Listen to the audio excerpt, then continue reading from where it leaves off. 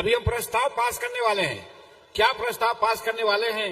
आप गांव घर में जाइएगा तो लोगों को सुनाइए और उसके आधार पर राजनीतिक निर्णय लेने की जरूरत है। बाबा आम्बेडकर ने कहा था कि राजनीति एक चाबी है और विकास एक ताला है। यदि चाबी आप हाथ में नहीं लीजिएगा तो ताला नहीं खुलेगा। आज तक यही स्थिति है आपकी। आप चाबी नहीं पकड़ पाए हैं, राजनीति पर आपका पकड़ नहीं है, इसीलिए आज आप कटोरा लेकर के घूम रहे हैं। आज संतोष कुमार सुमन जी और उनके सभी लोग जो संयोजक हैं, हम धन्यवाद देना चाहते हैं। बहुत मशक्कत से आप लोग यहाँ जुटाने का काम किए हैं। काफी संख्या में आप आए हैं, इसमें कोई दो मत नहीं, लेकिन एक जगह अगर होते तो शायद दूसरे के दिमाग में बहुत तरह की बात आती।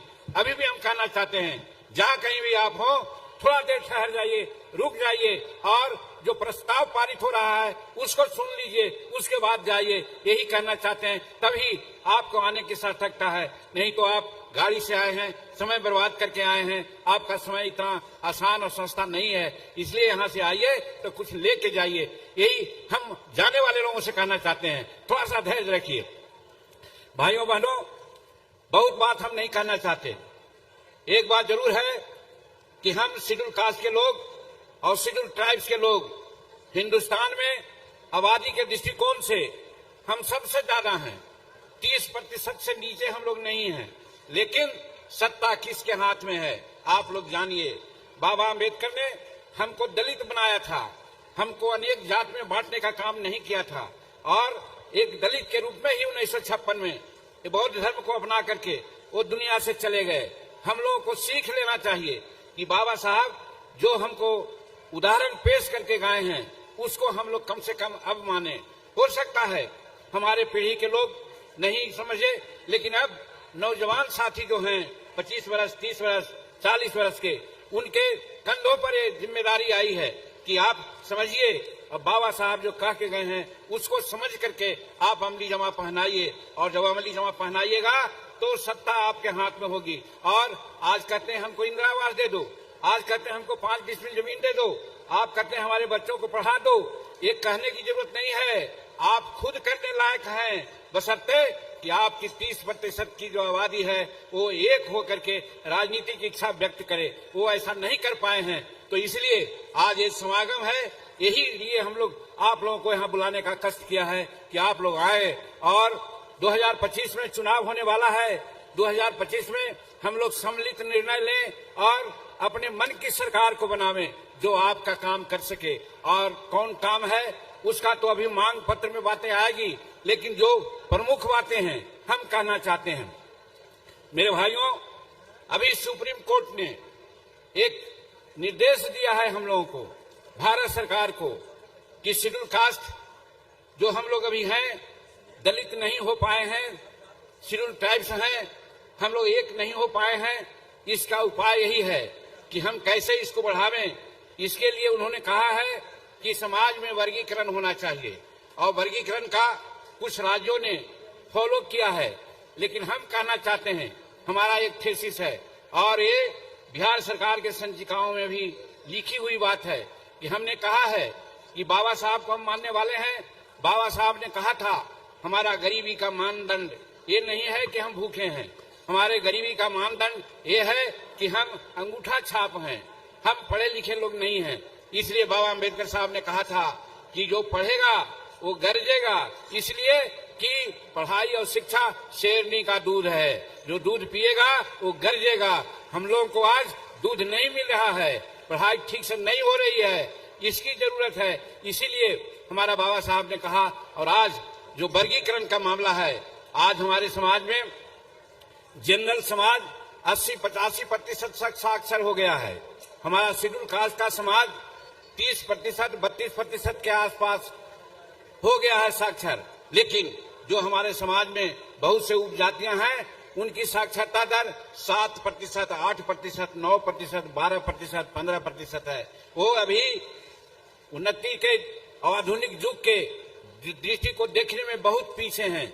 इसलिए हमारी मानना है, और ये हम समझते हैं सुप्रीम कोर्ट का निर्देश भी है, कि हमारे शेड्यूल कास्ट में, दलित में वर्गीकरण होना चाहिए शैक्षणिक आधार पर। हम तो कहना चाहते हैं कि जब हमारा 32% शैक्षणिक आधार है तो 20% मान लीजिए कि जो 20% तक जो समाज साक्षर है और उससे नीचे है उसको एक कैटेगरी में रखिए और उसका जितना लोग है उसकी जो प्रतिशत है वो प्रतिशत को जोड़ करके आप अलग करके उसको आरक्षण दीजिए तो हमारा विकास हो सकता है। ये सुप्रीम कोर्ट का निर्देश है और इसीलिए हम कहना चाहते हैं कि हमारा वर्गीकरण होना चाहिए। आप जानते हैं हम सेंट्रल मिनिस्टर हैं, सेंट्रल कैबिनेट में ये बात आई थी, हमने प्रधानमंत्री के सामने भी ये बात की चर्चा की थी कि हमारे बहुत लोग ऐसे हैं जो कम हैं, बहुत लोग ऐसे हैं जो पढ़े लिखे नहीं हैं, आखिर 78 साल आजादी के हो गए तो कब ये आगे बढ़ेंगे। इसलिए महोदय वर्गीकरण तो कीजिए ही और वर्गीकरण का आधार आप शैक्षणिक आधार बनाइए। जो 20% या उससे नीचे जिसकी साक्षरता दर है, जिस समाज का है, सबको एक कैटेगरी में रख करके उसकी जनसंख्या के आलोक में आप आरक्षण दीजिए, हम आगे बढ़ जाएंगे। और 20% से ऊपर जिनकी साक्षरता दर है उनकी जनसंख्या के आलोक में उनको आप आरक्षण दे दीजिए, वो भी आगे बढ़ेंगे। हम दोनों के हिमायती हैं। तो आज हम लोग यही संकल्प लेने के लिए आए हैं कि समाज में हमारे शेड्यूल कास्ट में वर्गीकरण होना चाहिए। आज के मीटिंग और समागम का यही उद्देश्य है।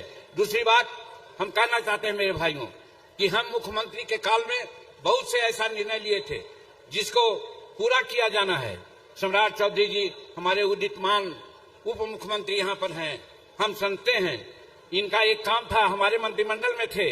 आज भले लोग ढोल पीट दे लेकिन आज बिहार में मेट्रो का कंसेप्ट सम्राट चौधरी का था, इन्हीं को आदेश हमने दिया था दिल्ली जाकर के, इन्होंने ही कंसेप्ट बनाया था और आज बिहार में मेट्रो बन रहा है। तो ऐसे प्रगतिशील आदमी हैं। हम कहना चाहते हैं कि आज सरकार जो काम हम लोग के लिए कर रही है उसमें तब्दीली देने की जरूरत है। आज हमारी बच्चियां हैं, नारी को कहा जाता है कि वो सबसे पिछड़ा है। हम कहना चाहते हैं हम अपने समय काल में नारियों को, बच्चियों को चाहे जिस समाज का रहे, बच्चा क्लास से पोस्ट ग्रेजुएट तक के पढ़ाई हमने फ्री कर दिया था। लेकिन आज जो डेफिसिट ग्रांट होता है वो डेफिसिट ग्रांट नहीं मिलता है। सम्राट चौधरी जी और संतोष कुमार जी आप लोग मंत्रिमंडल में हैं, अब माननीय मुख्यमंत्री जी सही दिल के आदमी हैं, उनको अगर ठीक से आप समझा दीजिएगा तो जितनी बच्चियां आज रोती हैं गरीब की, 4 साल पढ़ाई होती है, परीक्षा के समय में वो पैसा नहीं दे पाती, उनका सर्टिफिकेट जमा होता है और वो घर पर जाके बैठ जाती हैं। वैसे बच्चियों के लिए आप डेफिसिट ग्रांट दिलवाइए। और हम तो यहाँ करना चाहते हैं साधारण शिक्षा अलग है, प्रोफेशनल शिक्षा में भी बच्चियों को आप फ्री पढ़ाई करवाने का निर्णय दिलवाइए। हम समझते हैं ये बच्चियों के लिए बड़ी बात हो जाएगी। हम कहना चाहते हैं ये बात आज के इस ये में आना चाहिए। दूसरी बात मेरे भाइयों, बड़ी चर्चा है, सब लोग कहता है शेड्यूल कास्ट के लोग बड़ी आगे बढ़ गया है। हम कहना चाहते हैं क्लास 4 की बात छोड़ दीजिए, क्लास 3 की भी बात छोड़ दीजिए, क्लास 2 और क्लास 1 का बिहार सरकार सेंसस करा ले। सम्राट जी कहे कि क्लास 1 और क्लास 2 में शेड्यूल कास्ट के जो उपजातियां हैं उनका कितना प्रतिशत है, और अगर प्रतिशत है और नहीं है जिसका, उसको उसी तरह से रिजर्वेशन देकर के उसको भी आगे बढ़ाने का काम करे। तब हम समझते हैं हमारे नीचे वाले लोगों को भी आगे बढ़ने की बात होगी। तो इसलिए इस पर भी ध्यान दिया जाना चाहिए। हम यहाँ हमारे जब हम 18 जाति की बात करते हैं तो केंद्र में सफाई कर्मचारी आयोग है, अन्य राज्यों में भी है, लेकिन बिहार में क्यों नहीं है सफाई कर्मचारी आयोग? हम मुख्यमंत्री थे, मसौदा हम लाने का काम किया था, वो मसौदा कहाँ रखा गया? हम कहना चाहते हैं, माननीय मुख्यमंत्री जी सुन रहे होंगे, नहीं तो उनको सुनाएगा लोग, कि राज्य में अन्य राज्यों की भांति, केंद्र सरकार के भांति सफाई कर्मचारी आयोग का गठन किया जाए। ये आज ही समागम की मांग है, ये हम कहना चाहते हैं। ये सब अभी प्रस्ताव में आएगा। तो इसी तरह से हम इस समागम के माध्यम से कहना चाहते हैं मेरे भाइयों कि आज राजनीति में एक होने की जरूरत है। अगर एक नहीं होइएगा तो ये 78 वर्ष में, जैसा पहले मैंने कहा कि हम लोग कटोरा लेकर के घूम रहे हैं, आगे भी घूमते रहिएगा। इसलिए 2025 के चुनाव में एक होकर के निर्णय लेने की जरूरत है। एक कौन पार्टी ज्यादा नेतृत्व दे सकता है, कौन लोग आगे बढ़ा हुआ है, जिसको सहयोग देने से दूसरे लोगों को हम समानांतर जा सकते हैं, अपना हक ले सकते हैं, वैसे लोगों के पक्ष में एक होकर के हमारा दलित समाज और शेड्यूल ट्राइब समाज एक होकर के मतदान करेगा तो आगे आने वाले दिन में कोई भी प्रस्ताव हम बिहार सरकार से पास करा लेंगे। इसलिए इस समागम की आवश्यकता हुई है, इसलिए हम लोग यहाँ पर आए हैं। इसलिए यहाँ से आप जाइए, ये उद्देश्य लेकर के जाइए कि हम कैसे एक होकर के अपना। इसी तरह का न्यूज़ देखने के लिए, इसी तरह का वीडियो देखने के लिए, इसी तरह का खबर पाने के लिए मेरे चैनल को सब्सक्राइब कर लीजिए। आपसे निवेदन है, प्लीज जो वीडियो देखते हैं अगर सब्सक्राइब नहीं किए हैं प्लीज सब्सक्राइब कर लीजिए।